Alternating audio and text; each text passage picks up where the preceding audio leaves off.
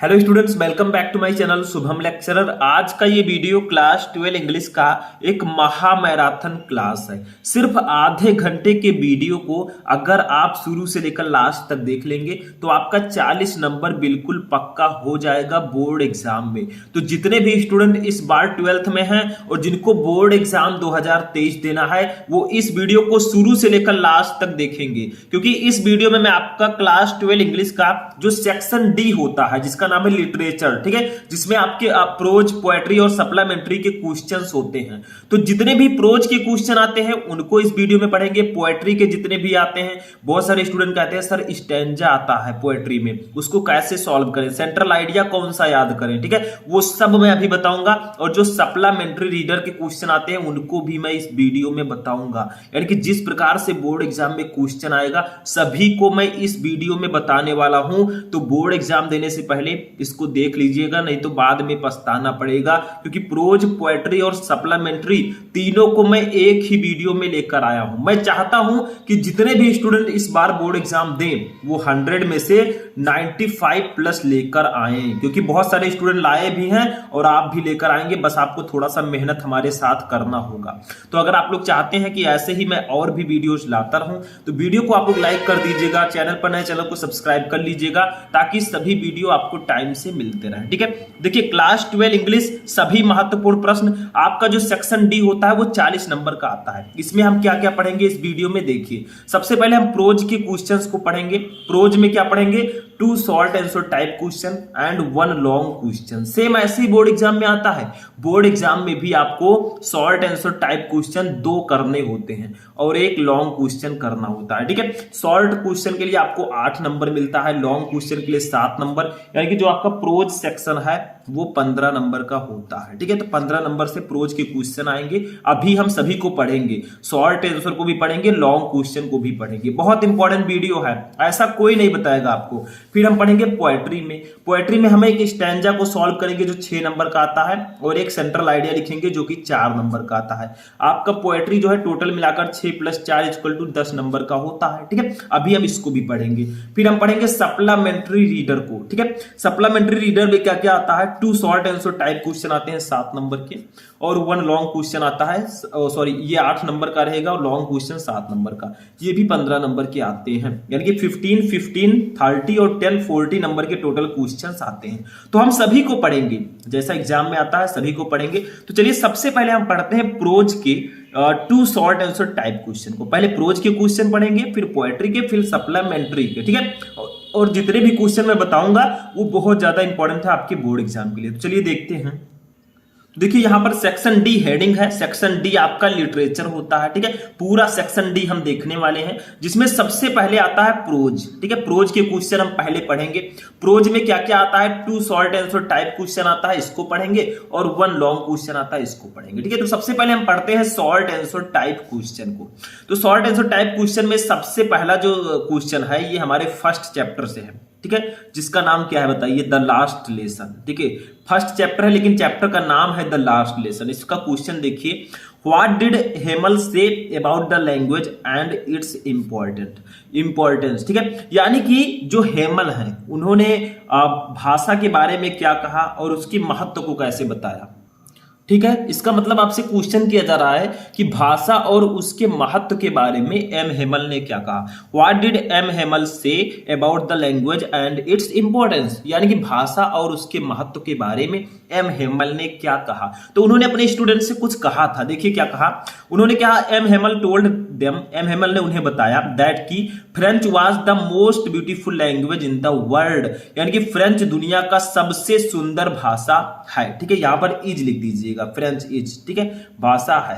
तो देखिए क्या कहा एम हेमल ने उन्हें बताया, किसको? स्टूडेंट्स को, कि फ्रेंच इस दुनिया का सबसे खूबसूरत भाषा है, इस दुनिया की सबसे खूबसूरत भाषा है, ठीक है। आगे देखिए, it was the clearest and the most logical language, यानी कि इट वाज द क्लियरेस्ट, यह सबसे स्पष्ट and the most logical language, और सबसे तार्किक भाषा है, ठीक है। तो उन्होंने जो फ्रेंच भाषा है इसको सबसे स्पष्ट और सबसे तार्किक भाषा भी बताया, ठीक है। आगे भी उन्होंने कुछ कहा, देखिए he asked them to guard it among them and never forget it, यानी कि ही आस्क्ड देम, उन्होंने उससे पूछा, टू गार्ड इट, यानी कि इसकी रक्षा करो, अपनी भाषा की रक्षा करने के लिए, देम उन्हें, एंड नेवर फॉरगेट इट, और इन्हें कभी ना भूलने के लिए। तो उन्होंने ये भी कहा कि अपने भाषा की रक्षा करने, उन्होंने स्टूडेंट से अपने भाषा की रक्षा करने और इसे कभी ना भूलने के लिए भी कहा कि आप अपनी मातृभाषा की रक्षा कीजिए और उसको कभी मत भूलिए। ठीक है,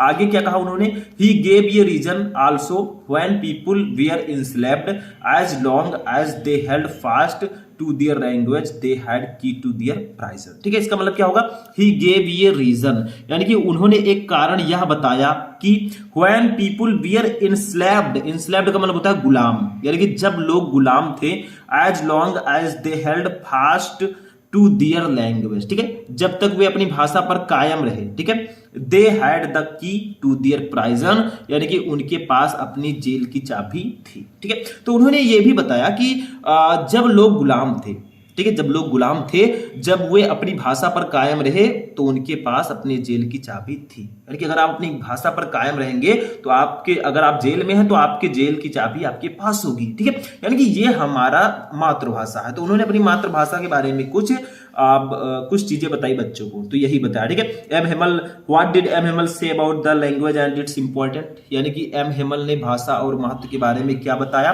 तो M Hamel told that French is the most beautiful language in the world, यानी कि एम हेमल ने उनसे बताया कि फ्रेंच दुनिया की सबसे खूबसूरत भाषा है। It was the clearest and the most logical language, यह सबसे स्पष्ट और सबसे तार्किक भाषा है। He asked them to guard it among them and never forget it, उन्होंने उनसे कहा कि उन्होंने उनसे अपनी भाषा की रक्षा करने और इसे कभी ना भूलने के लिए भी कहा। ठीक है, he gave a reason also when people were enslaved as long as they held fast to their language they had the key to their prison। ठीक है, यानी कि उन्होंने कहा, उन्होंने एक कारण यह भी बताया कि जब लोग गुलाम थे तब वे अपनी भाषा पर कायम रहे और उन्हें उनके पास अपनी जेल की चाबी थी। ठीक है, लोग गुलाम थे, जेल में बंद थे, तो अगर अब वो अपनी भाषा पर कायम रहे तो उनके पास जेल की चाबी समझ लीजिए थी। ठीक है, तो ये आपका हो जाएगा प्रोज का फर्स्ट क्वेश्चन। अभी तो एक क्वेश्चन और देखेंगे क्योंकि 2 शॉर्ट आंसर टाइप क्वेश्चन हमें देखना है और एक लॉन्ग क्वेश्चन देखना है। ठीक है, तो चलिए दूसरा क्वेश्चन देखते हैं। ये देखिए दूसरा क्वेश्चन हमारे नेक्स्ट चैप्टर से है, लॉस्ट स्प्रिंग से। देखिए क्या है, how is Mukesh attitude to his situation different from that of his family. ठीक है, इसका मतलब क्या होगा, देखिए इसमें एक मुकेश है। ठीक है, मुकेश के बारे में आपने सुना होगा अगर आपने ये चैप्टर पढ़ा होगा, और ये चैप्टर जो है आपके बोर्ड एग्जाम के लिए बहुत ज्यादा इंपॉर्टेंट है।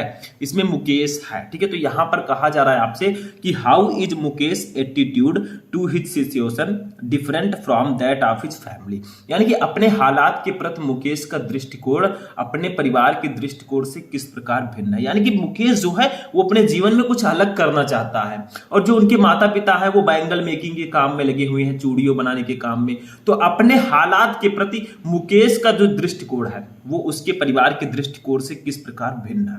तो देखिए यहां पर दिया गया आंसर, मुकेश कम्स फ्रॉम ये फैमिली ऑफ बैंगल मेकर्स, यानी कि मुकेश चूड़ी बनाने वाले परिवार से आता है, यानी कि चूड़ी बनाने वाले परिवार से संबंध रखता है। ठीक है, unlike his family member he does not want to cling to bangle making, यानी कि वो जो है अपने परिवार के सदस्यों के विपरीत वह चूड़ी बनाने से नहीं जुड़ना चाहता, यानी कि वो चूड़ियां नहीं बनाना चाहता, वो कुछ और काम करना चाहता है, उसका सपना कुछ अलग है। देखिए क्या लिखा है, अनलाइक हिज फैमिली मेंबर, यानी कि अपने परिवार के सदस्यों की तरह he does not want to cling to bangle making, वह चूड़ी बनाने का काम नहीं करना चाहता। He wants to become a motor mechanic, वह एक मोटर मैकेनिक बनना चाहता है। ठीक है, तो वो मोटर मैकेनिक बनना चाहता है। सबका अलग अलग हॉबी होता है, आपकी हॉबी क्या है कमेंट करके बताइएगा, आप क्या बनना चाहते हैं, डॉक्टर, टीचर या फिर कुछ और, इंजीनियर। ठीक है, तो यहां पर क्वेश्चन था, how is Mukesh attitude to his situation different from that of his family, यानी कि अपने हालात के प्रति मुकेश का दृष्टिकोण उसके परिवार के दृष्टिकोण से किस प्रकार भिन्न है। तो मुकेश कम्स फ्रॉम ये family of bangle makers, Mukesh एक चूड़ी बनाने वाले परिवार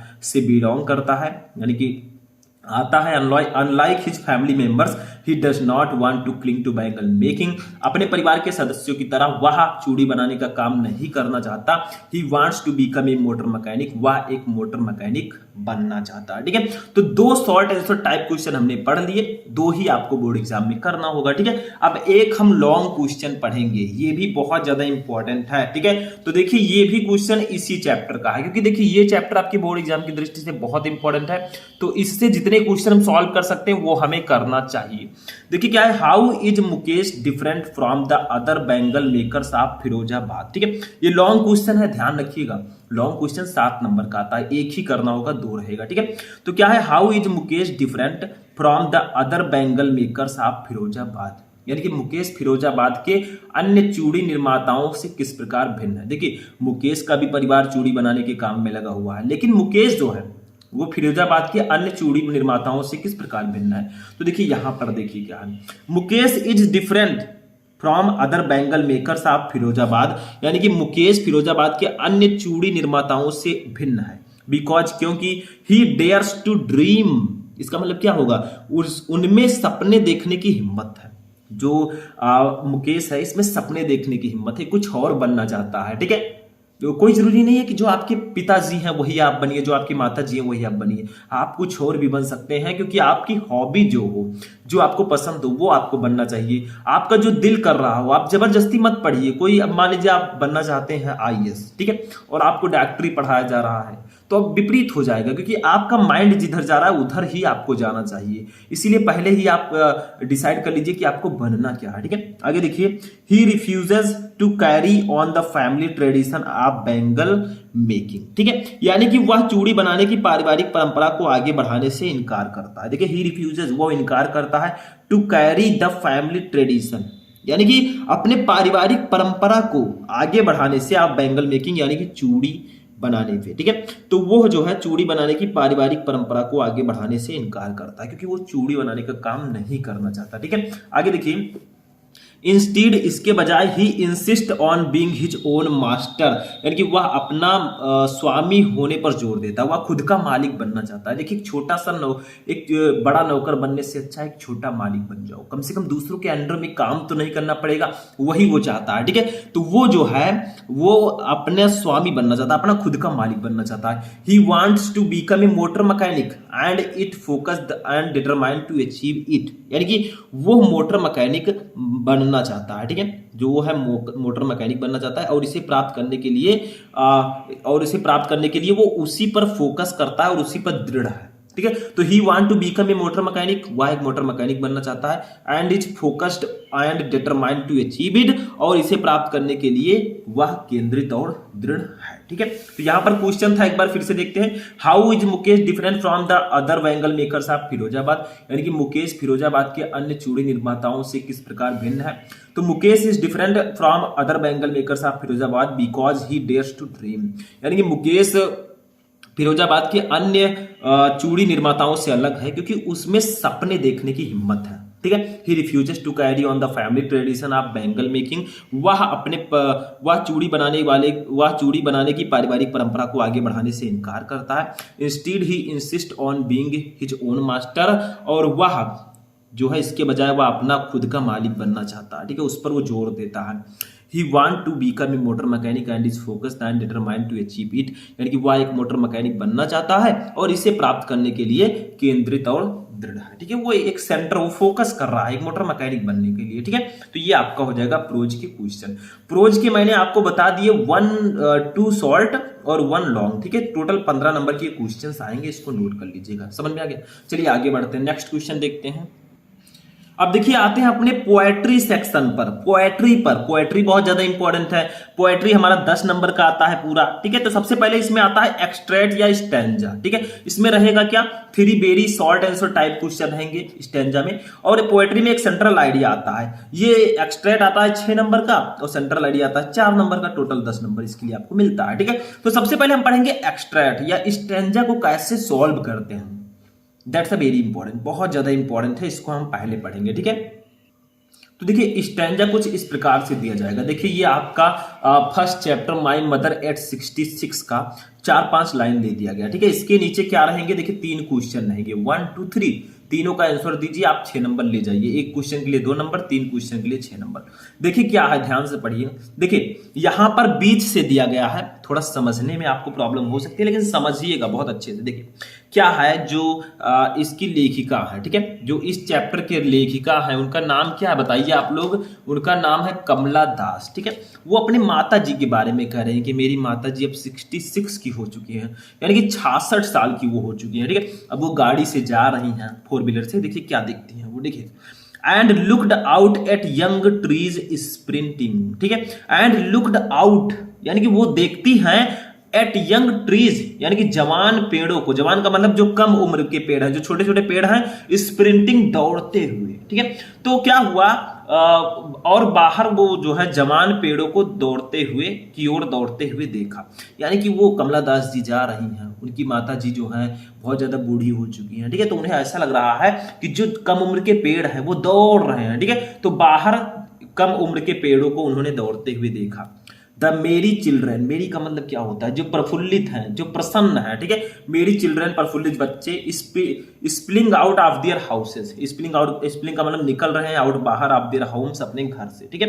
तो उन्होंने ये भी देखा कि प्रसन्न बच्चे अपने घरों से बाहर आ रहे थे, ठीक है। जो प्रसन्न बच्चे हैं वो अपने घरों से बाहर आ रहे हैं, ऐसा वो देखती हैं, ठीक है। But after the airport security check, लेकिन जैसे ही वो एयरपोर्ट पर पहुंचती हैं, ठीक है, तो परंतु हवाई अड्डे पर या एयरपोर्ट पर सुरक्षा की जांच के बाद स्टैंडिंग ए फ्यू यार्ड्स अबे, यानी कि कुछ कदम की दूरी पर खड़े होकर, ठीक है, स्टैंडिंग खड़े होकर, ये फ्यू यार्ड्स अबे यानी कि कुछ कदम की दूरी पर, आई looked again at her one fail, ठीक है, यानी कि आई लुक्ड अगेन एट हर, मैंने दोबारा उनको देखा, वन अपनी माँ को, ठीक है, उन्होंने अपनी माँ को देखा, पेल जो पीली पड़ी हुई है, पेल का मतलब यहां पर पीली होगा, ठीक है। तो जैसे ही वे सिक्योरिटी चेक करवाकर एयरपोर्ट से आती हैं और कुछ ही दूरी पर खड़े होकर वो पुनः अपनी माँ को वो देखती हैं, जो पेल पीली पड़ी हुई हैं, as a late winter's moon and felt that old, ठीक है, as a late winter's moon यानी कि पिछले शीतकाल की जो चंद्रमा है, एंड फेल्ट दैट ओल्ड, और उन्हें जो है बूढ़ी हो गई है वो, ठीक है, फैमिलियर एज है, परिचित, ठीक है। तो वो कह रही हैं कि जो मेरी माँ है वो पिछले शीतकाल के चंद्रमा की तरह फीकी और पीली थी, ठीक है, उन्हें ऐसा लग रहा था। पेल मतलब होता है पीली, ठीक है। तो वो अपनी माता जी के बारे में कह रहे हैं कि मेरी माता जी 66 की हो चुकी है, वो लगभग पीली पड़ गई हैं, अब वो बहुत ज्यादा पीली पड़ गई हैं। तो देखिए यहाँ पर and looked out at young trees sprinting, वो बाहर कम उम्र के पेड़ों को दौड़ते हुए उन्होंने देखा। The merry children spilling out of their homes, जो प्रसन्नचित बच्चे हैं, प्रफुल्लित बच्चे अपने घरों से बाहर आ रहे थे। But after the airport security check, लेकिन हवाई अड्डे पर सुरक्षा के बाद standing a few yards away, कुछ कदम की दूरी पर खड़े होकर, I looked again at her wan pale, मैंने अपनी माँ को देखा, पेल जो पीली पड़ी हुई है, as a late winter moon and felt and old, और किस प्रकार से पीली हुई है, वह पिछले शीतकाल के चंद्रमा की तरह फीकी और पीली दिखाई दे रही है, ठीक है, फैमिलियर ऐसे, ये आपका हो जाएगा। इसके नीचे 3 क्वेश्चन है, देखिए क्या क्या है। सबसे पहला क्वेश्चन देखिए बहुत इंपॉर्टेंट है, why did the poetess look at her mother again, यानी कि कवित्री ने फिर से अपनी मां की ओर क्यों देखा।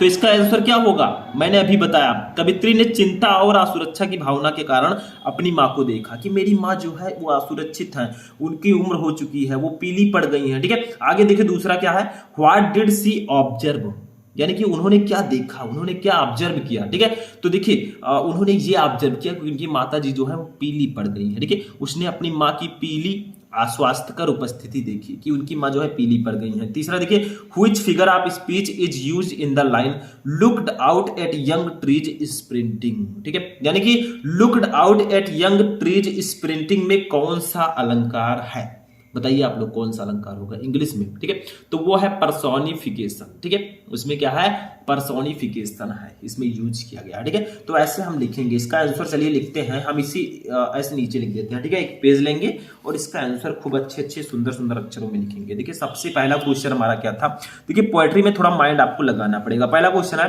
Why did the poetess look at her mother again, यानी कि जो कवित्री हैं उन्होंने अपनी माँ को दोबारा क्यों देखा। तो देखिए लिखेंगे the poetess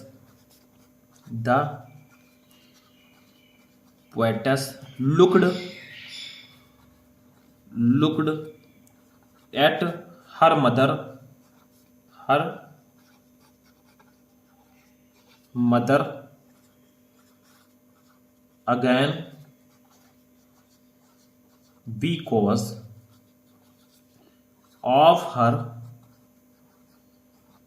her feeling of anxiety. Anxiety का मतलब होता है चिंता, ठीक है, एंड इनसिक्योरिटी। तो देखिए क्वेश्चन आपका था कि why did the poetess look at her mother again, यानी कि कवित्री ने फिर से अपनी मां की ओर क्यों देखा। तो देखिए the poetess looked at her mother again, कवित्री ने अपनी मां की ओर फिर से देखा, बिकॉज क्योंकि of her feeling of anxiety and insecurity, यानी कि उनकी असुरक्षा, चिंता और असुरक्षा की भावना के कारण। तो जो कवित्री है उन्होंने चिंता और असुरक्षा की भावना के कारण अपनी मां की ओर देखा। उन्हें चिंता होने लगी कि मेरी मां जिन्होंने मुझे जन्म दिया वो बूढ़ी हो गई हैं, उनके चेहरे पर पीलापन आ गया, ठीक है, वो शीतकाल के चंद्रमा की तरह एकदम फीकी और पीली दिखाई दे रही है, ठीक है। ऐसे दूसरा क्वेश्चन देखिए, 2 नंबर क्लियर हो गया। दूसरा देखिए व्हाट डिड सी ऑब्जर्व, उन्होंने क्या देखा, उन्होंने क्या ऑब्जर्व किया उनको देखकर। तो उन्होंने क्या ऑब्जर्व किया, उन्हें लगा कि मेरी माँ जो है पीली पड़ गई है। तो यहां पर लिखेंगे सी ऑब्जर्व्ड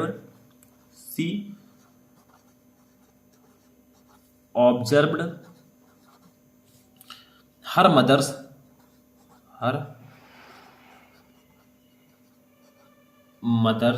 पेल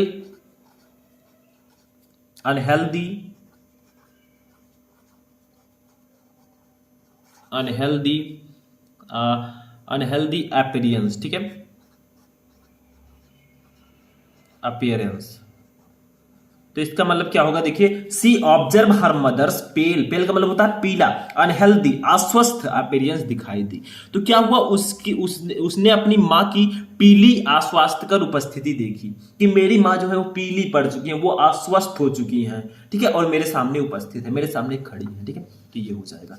नेक्स्ट क्वेश्चन देखिए, 4 नंबर क्लियर हो गया। एक क्वेश्चन और है, which figure of speech is used in the line looked out at young trees sprinting, यानी कि यंग पेड़ों को दौड़ते हुए उन्होंने देखा, ठीक है। तो इसमें कौन सा अलंकार है, देखिए इंग्लिश में हम लोग जैसे हिंदी में हम पढ़ते हैं अलंकार, ठीक है, वैसे इसमें हम लोग पढ़ते हैं क्या, ठीक है, फिगर ऑफ स्पीच, उसे इंग्लिश में बोलते हैं। तो the figure of speech, the figure of speech, ठीक है, पर्सोनिफिकेशन इसमें है, कौन सा, पर्सोनिफिकेशन, ठीक है, इसमें वर्क पर्सोनिफिकेशन होता है, is used in the given line, यानी कि दिए गए जो पंक्ति है इसमें पर्सोनिफिकेशन है, ठीक है, ठीक है। तो इसमें जो फिगर ऑफ स्पीच है वो पर्सोनिफिकेशन है। बस हो गया। तो 3 क्वेश्चन का हमने आंसर दे दिया, 6 नंबर हमारा क्लियर हो गया। ऐसे ही अगर क्वेश्चन का आंसर देंगे 6 नंबर आपका कोई काट ही नहीं सकता, ठीक है। तो ऐसे आपको दिया जाएगा, जैसा मैंने बताया 3 क्वेश्चन दिया जाएगा, उसका आंसर लिखना होगा, बस हो गया, ठीक है। ये भी समझ में आ गया होगा आपको। चलिए नेक्स्ट देखते हैं टॉपिक, जो कि है सेंट्रल आइडिया।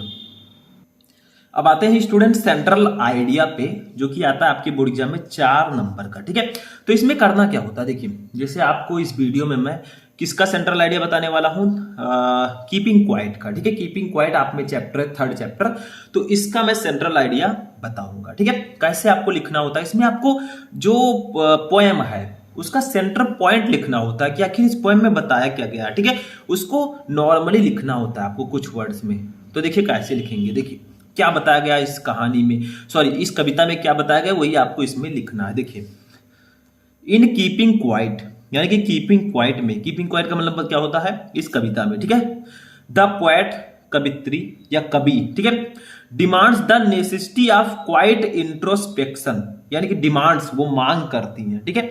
द नेसेसिटी आवश्यकता की ऑफ क्वाइट इंट्रोस्पेक्शन, यानी कि क्वाइट इंट्रोस्पेक्शन का मतलब शांत आत्मनिरीक्षण की, ठीक है। तो in keeping quiet the poet demands the necessity of quite introspection, यानी कि इस कीपिंग क्वाइट कविता में कवि शांत आत्मनिरीक्षण की आवश्यकता की मांग करती है, ठीक है। समझ में आया। देखिए वो कहती हैं मैंस एक्शन, जो आदमियों का, ठीक है, जो मनुष्य की हरकतें हैं, हिज रस, रस का मतलब क्या होता है बताइए? उनकी हड़बड़ी एंड हुरी हैव ऑलरेडी कॉज्ड, और हुरी का मतलब क्या होता है? जो उनकी हड़बड़ी से पहले, हड़बड़ी और हड़बड़ी से पहले जो उनकी ऑलरेडी कॉज्ड मच चाव, ठीक है, यानी कि बहुत अराजकता एंड ट्रबल और परेशानी इन द वर्ल्ड, ठीक है, संसार में। यानी कि उनका कहना है कि मैंस एक्शन, जो मनुष्य की हरकतें हैं, हिज रस, उनकी जो हड़बड़ी है और हड़बड़ी से पहले ही दुनिया बहुत अराजकता और परेशानी पैदा कर दी है। यानी कि मनुष्य जो है बहुत हड़बड़ी में काम कर रहा है, बहुत जल्दी काम करना चाहता है, शॉर्टकट ढूंढ रहा है, ठीक है। तो मनुष्य की जो हरकतें हैं, उसकी जो हड़बड़ी है, उसने दुनिया में बहुत अराजकता और परेशानी पैदा कर दी है। इनका मतलब ये है, ठीक है। Now it is the time when he should take ये पॉज। नाउ, अब इट इज द टाइम, यह वह समय है, व्हेन, जब, ही शुड, उन्हें लेना चाहिए, टेक ये पॉज, यानी कि टेक ये पॉज का मतलब विराम, ठीक है। अब वह समय आ गया है जब उन्हें उसे विराम लेना चाहिए, ठीक है। He should do self introspection, यानी कि ही शुड डू, उन्हें करना चाहिए सेल्फ इंट्रोस्पेक्शन, इसका मतलब होगा आत्मनिरीक्षण, ठीक है। अब उन्हें आत्मनिरीक्षण करना चाहिए। स्टिलनेस, स्थिरता, डज नॉट मीन, इसका मतलब ये नहीं, ठीक है। तो स्थिरता का अर्थ टोटली इनएक्टिविटी, यानी कि पूर्ण रूप से निष्क्रियता। तो इस स्थिरता का अर्थ पूर्ण निष्क्रियता नहीं है, यानी कि अगर स्थिर है कोई आदमी तो वो पूर्ण निष्क्रिय नहीं है, इसका मतलब ये मत समझिए। तो stillness does not mean total inactivity, यानी कि स्थिरता का अर्थ पूर्ण निष्क्रियता नहीं है। Stillness and silence will help man in creating a feeling of mutual understanding among human beings, ठीक है। यानी कि क्या कहा गया है? स्टिलनेस एंड साइलेंस, इसका मतलब क्या होगा? शांति और मौन, ठीक है। विल हेल्प, वो सहायता करते हैं मैन, आदमियों का, in creating a feeling of mutual understanding, यानी कि आपसी समझ की भावना पैदा करने में, ठीक है, अमॉन्ग ह्यूमन बीइंग, यानी कि मनुष्यों में, ठीक है, मनुष्य के बीच। तो शांति और मौन जो है ये मनुष्य के आपसी समझ की भावना पैदा करने में मनुष्य की मदद करेंगे, ठीक है, ये कहा जा रहा है यहाँ पर। तो ये आपका हो जाएगा सेंट्रल आइडिया। सेंट्रल आइडिया में हमें कविता में क्या कहा गया है उसके बारे में थोड़ा सा लिखना होता है, ठीक है। फिर से एक बार मैं बता दूं आप लोगों को ताकि समझ में आ जाए। देखिए, in keeping quiet the poet demands the necessity of quite introspection, यानी कि कीपिंग क्वाइट कविता में कवि शांत आत्मनिरीक्षण की आवश्यकता की मांग करती है। Man's action, his rush and hurry have already caused much chow and trouble in the world, ठीक है। यानी कि मनुष्य की हरकतें, उसकी हड़बड़ी और हड़बड़ी से पहले ही दुनिया में बहुत अराजकता और परेशानी पैदा कर दी है। Now it is the time when he should take a pause, अब वह समय आ गया है जब उसे विराम लेना चाहिए। He should do self introspection, यानी कि उसे आत्मनिरीक्षण करना चाहिए। Stillness does not mean totally inactivity, यानी कि स्थिरता का अर्थ पूर्ण निष्क्रियता नहीं है। कोई स्थिर है तो उसका मतलब मत समझिए कि वो निष्क्रिय है, वो एक्टिव नहीं है, ठीक है। Stillness and silence will help man in creating a feeling of mutual understanding among human being, यानी कि शांति और मौन मनुष्य के बीच आपसी समझ की भावना पैदा करने में मनुष्य की मदद करता है, ठीक है। Stillness and silence will help man in creating a feeling of mutual understanding among human being, यानी कि जो आपसी स्थिरता है, ठीक है, जो शांति और मौन है। स्टिलनेस का मतलब होता है शांति, ठीक है, साइलेंस का मतलब शांति और स्टिलनेस का मतलब होता है मौन। तो शांति और मौन जो है ये मनुष्य के अंदर आपसी समझ की भावना पैदा करने में मनुष्य की मदद करेंगे, ठीक है। तो इस प्रकार से आपको लिखना होता है, इसमें की पॉइंट लिखना होता है कि आखिर पोएम में कहा क्या गया है, वही होता है सेंट्रल आइडिया, ठीक है। समझ में आया? सेंट्रल आइडिया यानी कि जो पोएम है उसका सेंट्रल आइडिया लिखिए, सेंटर में उसको किस प्रकार से किया गया है, किस प्रकार से बताया गया है, उसमें आपको थोड़ा सा शॉर्टकट में लिखना होता है, ठीक है। तो ये हो जाएगा सेंट्रल आइडिया। तो पोएट्री सेक्शन भी यहाँ पर हमारा फिनिश होता है। अब आते हैं अपने लास्ट सेक्शन पर जो कि है सप्लीमेंट्री रीडर, ठीक है। देखिए सप्लीमेंट्री रीडर, तो इसमें भी क्या क्या आते हैं? 2 शॉर्ट आंसर टाइप क्वेश्चन आएंगे 8 मार्क्स के and 1 long question 7 marks, total मिलाकर 15 मार्क्स का ये भी रहेगा, ठीक है। तो इसमें क्या है, चलिए पहले फर्स्ट चैप्टर का हम देखते हैं। सेकंड चैप्टर का द टाइगर किंग का ये क्वेश्चन देखिए। पहले शॉर्ट आंसर टाइप क्वेश्चन 2 देखेंगे, ठीक। तो देखिए क्या है इसमें, why did the tiger king decide to marry, यानी कि टाइगर किंग ने शादी करने का निर्णय क्यों किया, ठीक है। आखिर उन्होंने ऐसा निर्णय क्यों लिया कि मैं अब शादी करूंगा? तो देखिए, the tiger king suddenly decide to marry, tiger king ने अचानक शादी करने का फैसला लिया। बिकॉज, क्योंकि, फर्स्टली, सबसे पहले, क्योंकि पहले he was of marriageable age, यानी कि वह विवाह के योग का उम्र था। एंड सेकेंडली, और दूसरा कारण ये था, he wanted to kill 30 more tigers in his father in law's state, यानी कि वो अपने ससुराल में, फफराल का मतलब जहां उसकी शादी हुई थी, उसमें वो 30 बाघों को मारना चाहता था, क्योंकि वो 100 बाघ का मारने का उन्होंने फैसला किया था। ठीक है, state in order to complete the tally of 100 tiger, यानी कि उसे 30 बाघ और मारने थे, क्योंकि वो जो है 100 टाइगर मारने का उसने फैसला किया था।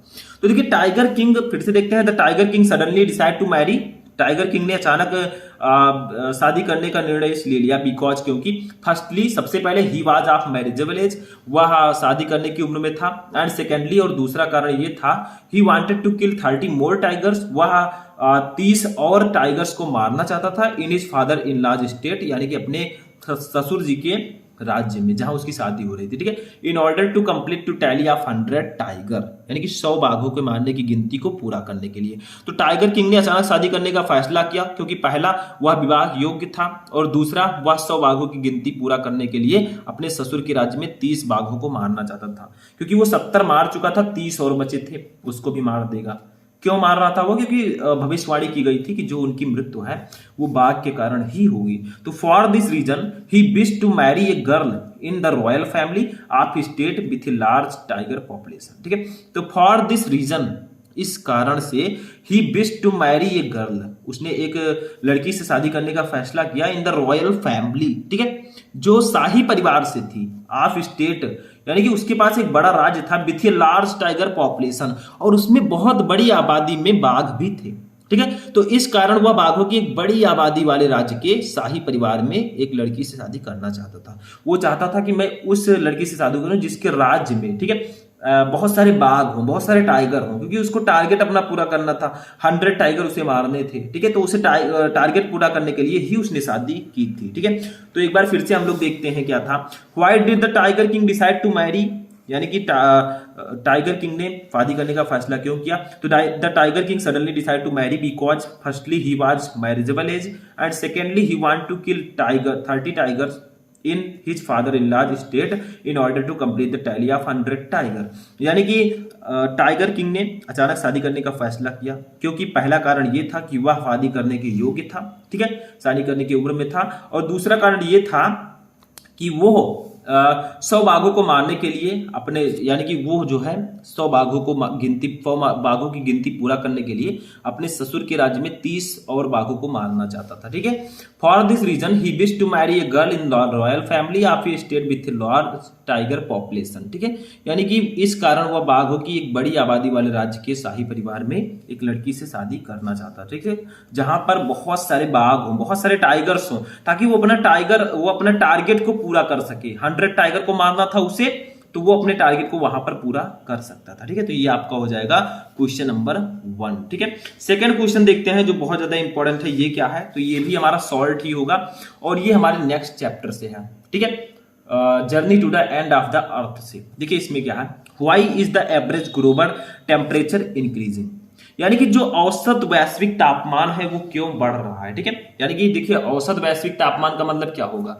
जो औसत वैश्विक तापमान है वो बढ़ रहा है, जो हमारा वातावरण है इसका जो टेम्परेचर है वो लगातार बढ़ रहा है, बट कारण क्या है? ठीक है, इसका रीजन क्या है?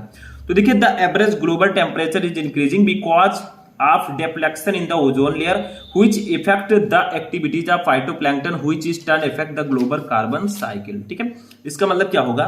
the average global temperature is increasing, यानी कि जो एवरेज ग्लोबल टेम्परेचर है, जो हमारा औसत वैश्विक तापमान है, वो लगातार बढ़ रहा है। ऐसा क्यों है? हम लोगों के कारण ही बढ़ रहा है। देखिए गलती हम लोगों की है। ठीक है, जितना ज्यादा प्रदूषण होगा, पॉपुलेशन होगा, उतनी ही ज्यादा टेम्परेचर बढ़ता जाएगा। तो because of deflection in the ozone layer, यानी कि ओजोन लेयर की, ओजोन की जो परत है उसमें कमी के कारण, which affects the activities of phytoplankton, जो फाइटोप्लैंक्टन की गतिविधियों को प्रभावित करता है, which in turn affect the global carbon cycle. ठीक है, और जिसके बदले में वैश्विक कार्बन चक्र को भी प्रभावित करता है। ठीक है, तो क्या होता है कि क्वेश्चन था why is the average global temperature increasing, यानी कि जो औसत वैश्विक तापमान है वो क्यों बढ़ रहा है? तो the average global temperature is increasing because of deflection in the ozone layer, यानी कि औसत वैश्विक तापमान बढ़ रहा है, हमारा जो वायुमंडल है इसका टेम्परेचर बढ़ रहा है क्योंकि ओजोन परत में लगातार कमी आ रही है। इसमें कमी क्यों आ रही है? क्योंकि देखिए पर्यावरण लगातार प्रदूषित हो रहा है। जितना ज्यादा पर्यावरण में प्रदूषण होगा उतनी जल्दी ओजोन लेयर में कमी आएगी, ठीक है, उसका क्षरण होगा। तो इसीलिए प्रदूषण को रोकना बहुत जरूरी है और इसको रोकने का एक ही तरीका है ज्यादा से ज्यादा पेड़ लगाना, ठीक है, प्लांटिंग करना। समझ में आया? तो देखिए which effect the activities of phytoplankton, तो जो ओजोन लेयर है अगर इसमें कमी आएगी तो ये फाइटोप्लैंक्टन की गतिविधियों को प्रभावित करेगा, which in turn affect the global carbon cycle, और ये जो है ग्लोबल कार्बन चक्र को भी प्रभावित करेगा, जिससे हमारे जो वातावरण है उसका टेम्परेचर लगातार बढ़ता जाएगा, ठीक है। तो इसको रोकने के लिए पर्यावरण को प्रदूषण से बचाना पड़ेगा। नेक्स्ट क्वेश्चन देखिए, लॉन्ग क्वेश्चन रहेगा, इसमें 7 मार्क्स का ही रहेगा। तो इसमें क्वेश्चन क्या है? First, in what way have the human affected global phenomena, यानी कि मनुष्य ने वैश्विक परिदृश्य को किस प्रकार प्रभावित किया है। जो हम लोग हैं, जो हमारा वैश्विक परिदृश्य है, यानी कि हमारे चारों तरफ का जो वायुमंडल है उसको हम लोग किस प्रकार से प्रभावित करते हैं। क्या जो ओजोन परत में कमी हो रही है वो हमें लोगों के कारण हो रही है, ठीक है, मनुष्यों के कारण ही हो रही है। तो देखिए इसमें कुछ बताने का मैं प्रयास करूंगा। देखिए, natural resources are limited and human population is growing rapidly. देखिए नेचुरल रिसोर्सेज आर लिमिटेड, यानी कि प्राकृतिक संसाधन जो है वो सीमित है, लिमिटेड है, and human population is growing rapidly, and human population जो मानव की जनसंख्या है इज ग्रोइंग रैपिडली, यानी कि बहुत तेजी से बढ़ रही है। तो देखिए प्राकृतिक संसाधन सीमित है और मानव जनसंख्या तेजी से बढ़ रही है। देखिए जितना ज्यादा जमीन है उतना ही जमीन रहेगा, लेकिन जो जनसंख्या लगातार बढ़ेगी तो लोग भागेंगे, शहरों से गांवों में भागेंगे, ऐसे ऐसे भागेंगे सभी लोग, ठीक है। This has left us battling with other species, ठीक है, इसने हमें छोड़ दिया है, यानी कि अन्य प्रजातियों के साथ संघर्ष करने के लिए। तो अब क्या हुआ है, एक प्रजाति दूसरे प्रजाति के से जो है लड़ाई करता है, संघर्ष करता है, ठीक है। तो ये हाल हो गया आज का। Thoughtless burning of fossil fuels has created a blanket of carbon dioxide around the world, ठीक है। तो थॉटलेस का मतलब क्या होगा?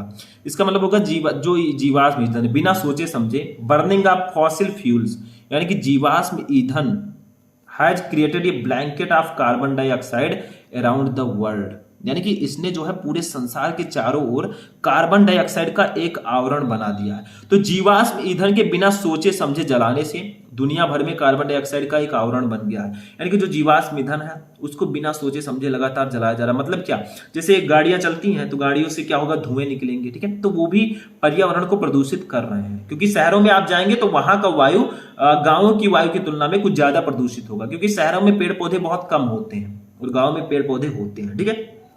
तो thoughtless burning of fossil fuels has created a blanket of carbon dioxide around the world, यानी कि thoughtless burning of fossil fuels, जीवाश्म ईंधनों के लगातार जलने से, ठीक है, बिना सोचे समझे लोग जीवाश्म ईंधन को जला रहे हैं, जिससे दुनिया भर में कार्बन डाइऑक्साइड का एक आवरण बन गया। हमारे चारों तरफ धीरे धीरे कार्बन डाइऑक्साइड का एक आवरण बन जाएगा।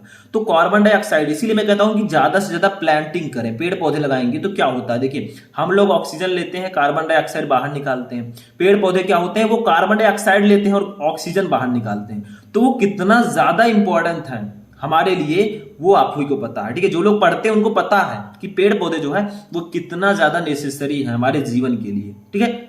जो कार्बन डाइऑक्साइड हम लोग निकालते हैं वो ग्रहण करते हैं और हमें ऑक्सीजन देते हैं, वो हमें ऑक्सीजन प्रदान करते हैं। तो ज्यादा से ज्यादा प्लांटिंग आपको करना चाहिए। Ozone layer is deflecting, ozone परत जो है वो लगातार डिफ्लेक्टिंग, कमी हो रही है उसमें, वो लगातार कम हो रहा है। It is increasing average global temperature, यानी कि ये औसत वैश्विक तापमान को बढ़ा रहा है। Global warming is posing a great danger to the future of the earth, ठीक है। यानी कि जो ग्लोबल वार्मिंग है ये पृथ्वी के भविष्य के लिए एक बड़ा खतरा बन रही है। Thus human have brought the world at the edge of destruction, ठीक है। इसीलिए जो मानव ने विश्व को विनाश करने के कगार पर ला दिया है, जो मनुष्य हैं उन्होंने ही अपने जीवन को संकट में डाल दिया, ठीक है। तो क्वेश्चन था, एक बार फिर से मैं हम देख लेते हैं। देखिए, in what way have the human affected global phenomena, यानी कि मनुष्यों ने वैश्विक परिदृश्य को किस प्रकार प्रभावित किया। तो देखिए, natural resources are limited and human population is growing rapidly, जो प्राकृतिक संसाधन है वो सीमित है और मानव की जनसंख्या लगातार बढ़ रही है। This has left us battling with other species, और इसने हमें अन्य प्रजातियों के साथ संघर्ष करने के लिए छोड़ दिया है। ठीक है, thoughtless burning of fossil fuels has created a blanket of carbon dioxide around the world, यानी कि जीवाश्म ईंधन के बिना सोचे समझे जलाने से दुनिया भर में कार्बन डाइऑक्साइड का एक आवरण बन गया है। Ozone layer is depleting, ozone layer में लगातार क्षरण हो रहा है, यानी कि उसमें लगातार कमी हो रही है। It is increasing average global temperature, और ये औसत वैश्विक तापमान को बढ़ा रही है। Global warming is posing a great danger to the future of the earth, यानी कि ग्लोबल वार्मिंग जो है वो पृथ्वी के भविष्य के लिए एक बहुत बड़ा खतरा बन रहा है। ठीक है, ग्लोबल वार्मिंग। तो thus human have brought the world at the edge of destruction, इस प्रकार मानव ने यानी कि मनुष्य ने विश्व को विनाश के कगार पर ला दिया है। ठीक है, यही सब रीजन है। तो ऐसे लगातार अगर टेम्परेचर बढ़ता रहेगा तो ग्लोबल वार्मिंग का खतरा बढ़ जाएगा और इस पृथ्वी से मानव जाति का विनाश हो जाएगा। ठीक है, तो ये था थर्ड क्वेश्चन, यानी कि लॉन्ग क्वेश्चन। ठीक है, तो यहां पर हमारा ये फिनिश होता है। हमने क्या देखा, जो क्लास 12 इंग्लिश है, ठीक है, इसके प्रोज, पोएट्री, सप्लीमेंट्री जितने भी क्वेश्चन थे सबको हमने देखा। ठीक है, तो ये था आपका क्वेश्चन। 40 मार्क्स के आते हैं, इसको ध्यान से आपको पढ़ना पड़ेगा, और भी क्वेश्चन आपको कुछ पढ़ना पड़ेगा, इतने से काम नहीं चलने वाला। ठीक है, ये तो मैं सेक्शन डी आपको बता रहा था कि ऐसे ऐसे क्वेश्चन आएंगे, ऐसे आपको लिखना होगा, पूरा मैंने बता दिया। ठीक है, तो आज का ये इंटरेस्टिंग वीडियो यहीं पर फिनिश होता है। कैसा लगा आपको वीडियो कमेंट करके बताइएगा। तो चलिए मिलते हैं नेक्स्ट वीडियो में नेक्स्ट टॉपिक के साथ, तब तक के लिए जय हिंद।